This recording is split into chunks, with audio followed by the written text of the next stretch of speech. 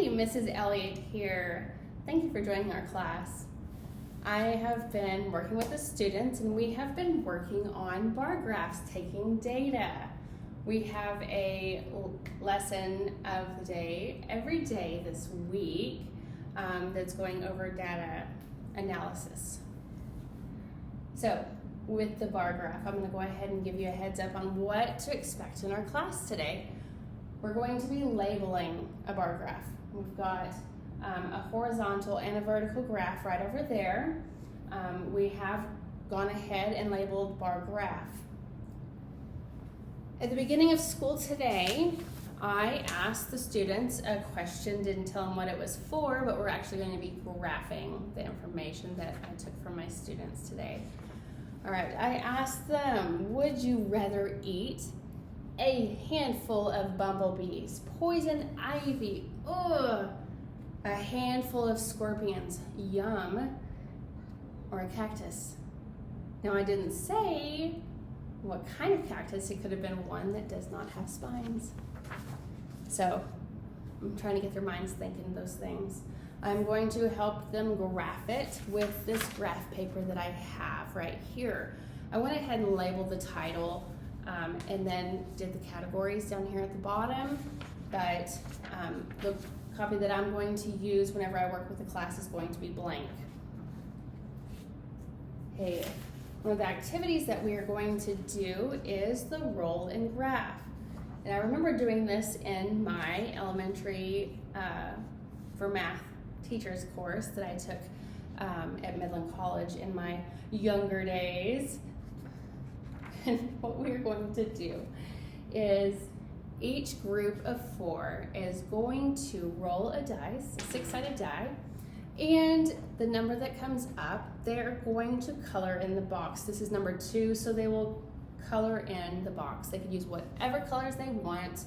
I don't mind.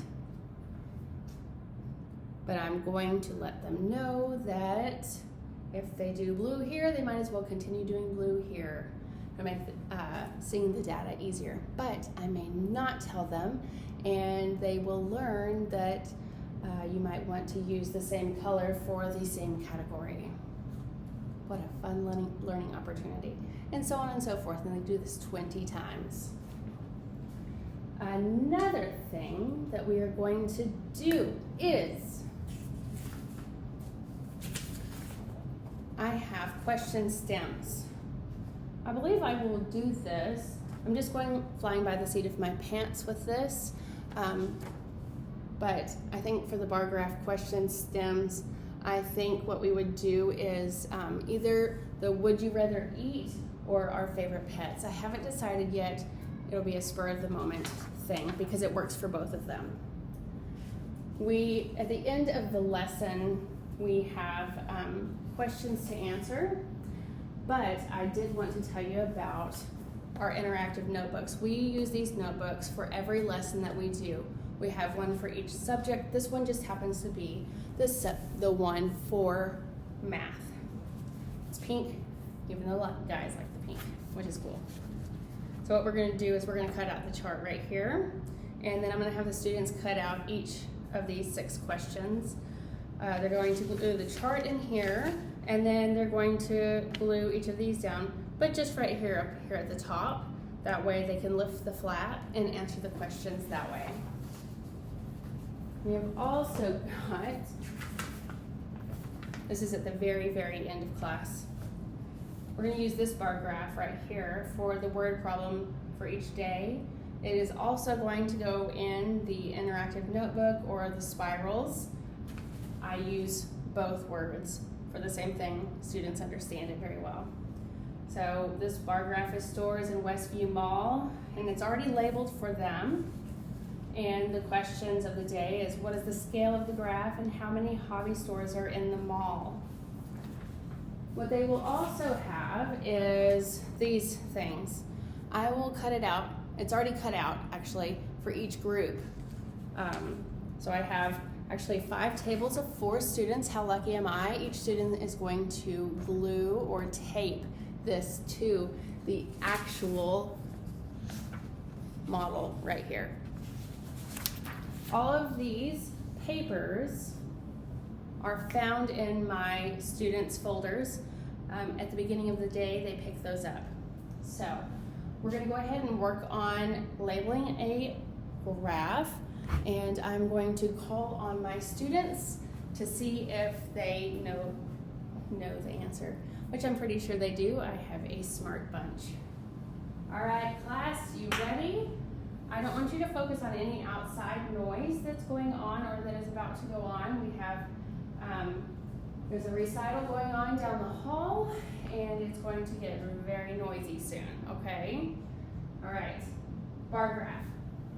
There are 6 steps to creating and labeling a bar graph, and I want to know if you know the information, and I know you do because we have just been talking about this all lesson. Okay, so I will do the first one, kind of get you guys going, all right? All right, what is the first thing that we're gonna want to do with the bar graph? Pretend this isn't even here. It's just a plain graph. It could be either vertical or horizontal, it doesn't really matter. You just do what you prefer. On the tests, we need to make sure that we know how to do both of these. And we'll give you plenty of opportunities to practice. All right, what's the first step we do? If you know this, you can go ahead and answer, but I'm gonna give you the answer anyways. You ready? Okay. You're going to gather information. That is the first step. Because if you don't gather the information, then you won't even have anything to graph. Okay, the second thing we are going to do when we are creating a bar graph, what are we going to do? After you gather the information, what is the next thing you're going to do? Philip.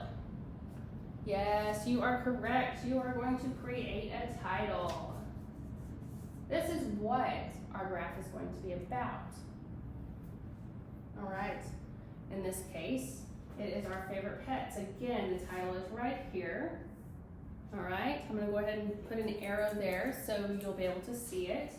All right, I could put the arrow here, or I could put it here. I'm gonna go ahead and put it on this scale right here, on this graph, okay? All right, what's the third thing that we are going to do for our graph? You're right, we are going to add choices or labels. Great job, Megan. Okay, add choices or labels.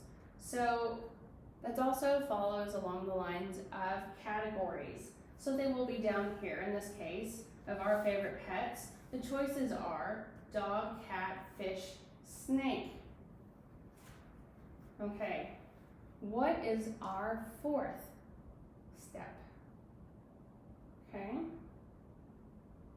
if you think you know it, there is no wrong answer. If you think you know it, raise your hand. Victor. Yes, you got it. Determine your scale.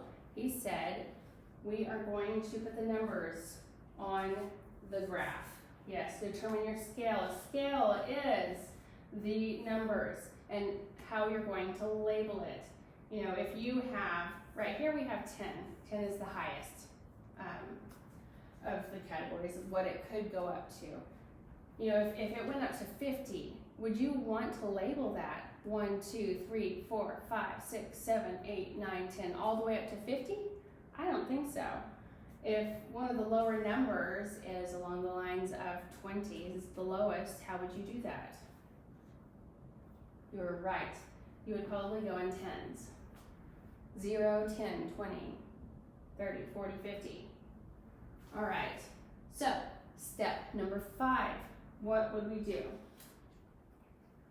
Correct, yes. So you have the scale here, you figured out the scale. Now what are you going to do? You're actually going to put the numbers down. You are correct, April. Good job, April. I think you did your homework over the weekend. Kudos to you, everybody clap. All right. Now, what's the 6th and final step? All good answers, all good answers. You would fill out your graph, you would draw it. This says draw, basically you fill it in.